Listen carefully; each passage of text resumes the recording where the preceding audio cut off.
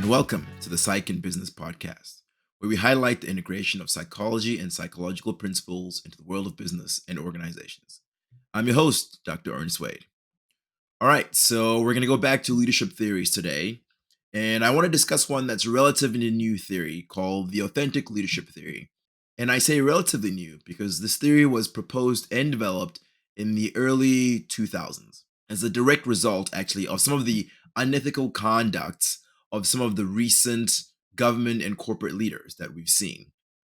So, when this theory was proposed, the Gallup Leadership Institute actually held a summit around 2004 to try and attract and encourage the various viewpoints and to encourage more research for the topic. Now, interestingly, the word authentic really comes from the Greek word authento, which means to have full power. And in the sense of the authentic leader, it is really about being self aware and acting in accordance with your true self by expressing what you genuinely think and believe. Preceding this, though, is the expectation and the assumption that a leader must first focus on self inquiry to achieve self realization so that they can actually behave in accordance with their true self, which has a lot to do with psychology, specifically humanistic psychology, and also pulls from positive psychology. Now, this theory actually also pulls from a lot of other leadership theories, including things like servant leadership, which we've talked about, and transformational leadership, which we've also talked about. So, in this specific case, authenticity is really about owning your personal experiences, which include your thoughts, your emotions, your needs, your desires, and your beliefs. It really involves being self aware and acting in accordance with your true self by expressing what you genuinely think and believe. Now, there are four proposed components of authentic leadership that I think are important to take note of. The first one is awareness, and that one is basically the knowledge and the trust in your own thoughts, your own feelings, your own motives and behaviors. And we've talked a little bit about this, and we'll talk a little bit about it more as well. The second one is unbiased processing. And here we're really talking about objectivity when you're looking at yourself and really accepting both your positive and your negative attributes. The third one is behavior. You have to act in a way that represents your true preferences, your true values, and your needs, rather than merely just acting to please others or secure rewards or avoid punishments. Really being that authentic, true self. The fourth one is your relational orientation. And here we're talking about how do you relate to others? How do you have truthful and open relationships with other people? Now, normally I would give you a definition of authentic leadership, but in this case, as it's a fairly new theory, one of the problems is that there is no uniformly accepted definition. One of the first people who actually wrote about this is George, and they talked about authentic leadership by saying authentic leaders use their natural abilities, but they also recognize their shortcomings and work hard to overcome them. They lead with purpose, meaning, and values. They build enduring relationships with people. Others follow them because they know where they stand. They are consistent and self disciplined. When their principles are tested, they refuse to compromise. Authentic leaders are dedicated to developing themselves because they know that becoming a leader takes a lifetime of personal growth.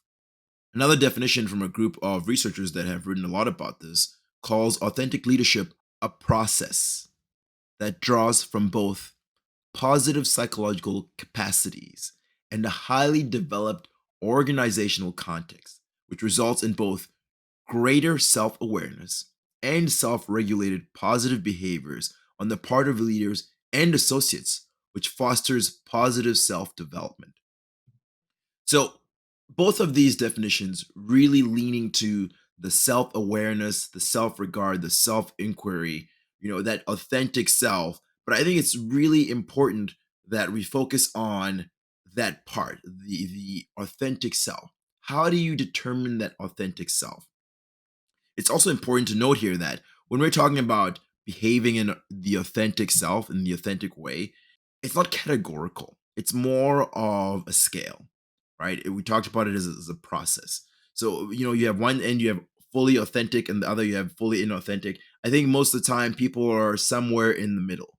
I'd say it's very hard for people to be completely authentic or completely inauthentic. So instead, we can more describe it as levels of authenticity in any specific time. Authentic leaders show leadership characteristics that are based on their values and what they believe to be true.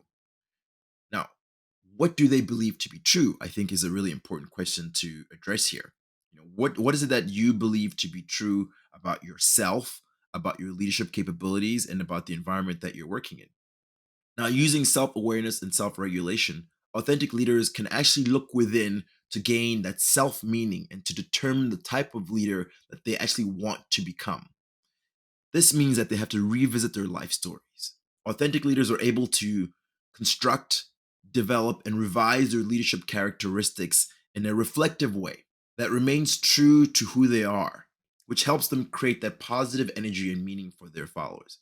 To be honest, this is not an easy thing to do. To engage in self reflection, to get that self awareness, and then to engage in self regulation. It can actually be really difficult to do. Now, as I said, self reflection can be very hard. And as a part of this podcast, I've had to engage in a lot of self reflection. And I've also had to engage in a lot of exposure therapy as I share a lot of my self reflection with you, the audience, as a function of providing you with examples. I'm a strong proponent of not asking people to do things that you're not willing to do. And so, as I ask you to engage in self reflection, I am doing that myself and I am sharing that with you. And anybody who knows me knows that I'm a fairly private person, and so this is pretty challenging. But I think this is one of those cases where it's actually a really helpful exercise for me to do and for you to hear as well. So, some of the research has come up with some steps that you can take to help you become an authentic leader. So, I'm going to go through these and reflect upon these and share these reflections with you. The first one they talk about is learn from your life story. So, reflecting on my life story, I think there's a lot of things here that impact my leadership journey. One of the ones that sticks out the most is my boarding school experience. I went to boarding school for 6 years. It was a very fulfilling experience, but it was very challenging, especially at the beginning. The way my boarding school functioned, I was in a dormitory with about 14 other boys. I think there was 15 of us in total. And we all had to succeed or fail as a unit. And so this is where I really learned that success or failure relied on me and my efforts, but also relied on the people around me. And so I had to really step up to make sure that the people around me were working hard or as hard as I was to make sure that we were all successful. So I think in thinking about it, that's some of where my first leadership experiences really began. The next one that they talk about is know your authentic self. Now, this can be very, very challenging. And in thinking about it for myself, there's a couple of things that I think are worth sharing here. The first one is that I consider myself to be a very hard worker who also expects a lot from other people. And to be honest, it's often to an unreasonable level. And so, what I've had to do is really make allowances for people to make mistakes, people who are working with me to make mistakes, and that has actually allowed me to make some allowances for myself to make mistakes. It used to be very unforgiving to myself and to others when mistakes were made, and it was really actually very detrimental to my ability to lead other people. Now I try to make more allowances for other people. The other thing that I've come to learn about myself is that I want to care about people, and most of the time I do care about people, but sometimes I just care about the results. I just want success. Now, an example of this is in the workplace where I am results driven. I want to achieve the results that we've set out to achieve. And whereas I care about people, sometimes my desire to achieve the results can override my desire to take care of my people. And this is because I'm that way. I will very often override my desire or my need to look after myself, work long hours. As I said, I'm a very hard worker and do whatever needs to be done in order to reach success. And sometimes, unreasonably so, as I have come to learn, I expect that from my employees. And that is not healthy for them. And that is not healthy for me. And that is very often not healthy for the team or the organization. It also means that I usually don't do well with excuses. I hate excuses because to me, when someone makes an excuse and doesn't take responsibility for their actions, it means that they're not learning the lesson and they're likely to repeat the error or the mistake that they've done. And I've had to work hard at accepting that some excuses are valid and some excuses are acceptable. It's something that I still struggle with, but again, it's something that I'm working. It's part of knowing my authentic self. The next one is practice your values and principles. And this is something that I think you do through your actions. One activity that I've done that I think helps me is to do a time log. Basically, look at how I'm spending my time and spending my energy and spending that resource and seeing if it is moving me towards the goal that I want to achieve. The next one is balance your extrinsic and intrinsic motivation. So again, sharing is caring. So I'm going to share a little bit about my extrinsic and intrinsic motivations with you. So extrinsically, I am somebody who is motivated by appreciation of my work. As I said, I am a hard worker, and extrinsically, I like to be recognized. I like people to recognize that I am a hard worker and to acknowledge the work that I've done.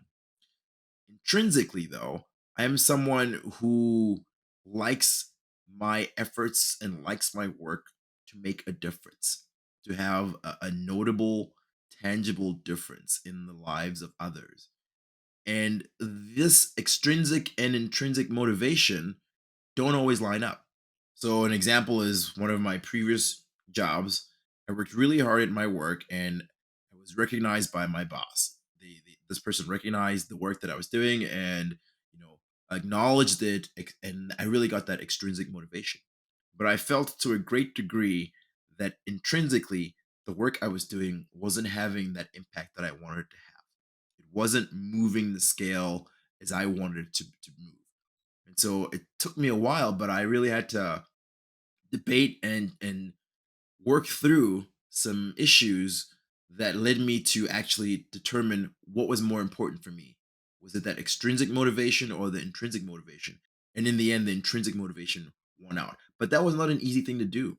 I was used to that extrinsic motivation. I was used to that acknowledgement. I liked it. I wanted it. I depended on it. And to be able to make the switch to actually focus more on the intrinsic motivation and that satisfaction was very challenging. So none of this is easy, but I think again, it's something that's important to do if you want to be that authentic leader. The last one we'll talk about is build your support team. And what does that consist of? For me, this is an area that I don't do well. I depend on myself mostly. I also depend on my wife, who's fantastic in terms of being that support team for me. And I have a handful of people that I depend on, coworkers and colleagues that I depend on. But I wouldn't say that I have probably the strongest support team. This is something that I continue to work on, but I think again is something that you need to have as an authentic leader.